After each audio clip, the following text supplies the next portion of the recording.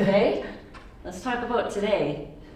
Sure. Go ahead. All right, so today is June 19th, and the Joint Finance Committee was supposed to meet today to discuss a variety of things, including corrections, agriculture, and childcare. However, about 15 minutes before the hearing was to start at 1 p.m., we got news that the committee hearing was completely canceled. This means that all the people who came up here from the various departments, the various department heads, and the people who came to watch and listen and learn were sent home with nothing. So, Brooke, what do you think about that? It's a good thing for us. I think so. So we know that corrections and agriculture are not controversial items. So what could they be concerned about? Childcare. And word on the street is that it's infighting with the Republicans, that they are unable to disagree, unable to get any Democrats to agree to anything. And so that tells us that the pressure that we are putting on them, the letters we are sending, the calls that our parents and them, everybody is making, grandparents, everybody, that it's working. We're putting the pressure on. I think that they understand that there will be accountability for what happens. If they do not fund and the closures start happening, we all know exactly who to look at for that, who to point our fingers at. And that's going to show up in our ballots when we vote too. So I perceive this as a good thing, that what we're doing.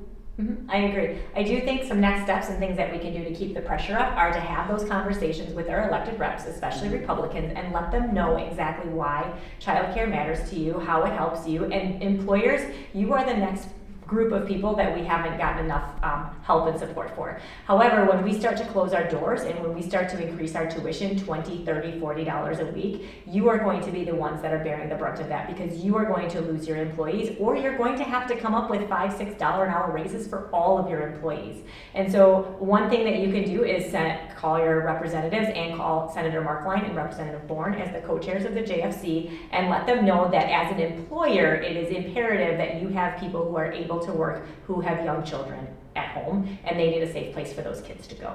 The next thing that we all can do is phone calls, write personal letters and personal stories. Petitions do not work, they don't care. And also make sure you let your own representatives know. Go to the parades, go to the breakfast on the farms, go to your farmers markets, go to your local fish fries and fundraisers, because all those reps will be there, and take the time to have that conversation with them. There also was a fantastic survey that came out today that we knew nothing about, but it really talks about, it was almost 3,000 people who were surveyed.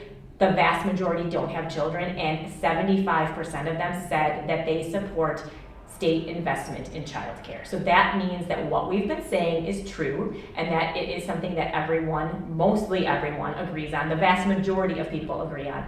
And so we want all of you to continue keeping up the good work, keep on going. And those of you who are going to, like childcare, if you're going to have to close, we're sorry.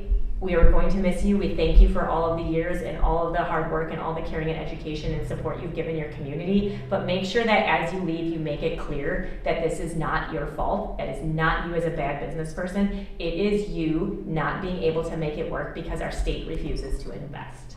And July 11th, come on up to the Capitol. We'll have a press conference at 9:30 in the morning, and that's our the Time's Up rally. Time's up is because that is the end of childcare accounts. The funding is gone and nothing is in its place. So that's hence the time's up. And as Crean stated, the majority of Wisconsinites do support this. It's not a partisan thing. Unfortunately, the Republicans have made it a partisan issue. And so they need to be held accountable for that. And they have the power to fix this right now. So it's in their hands right now. Ball's in your court. Whatever you choose. So, yeah, July 11th, we'll see you here.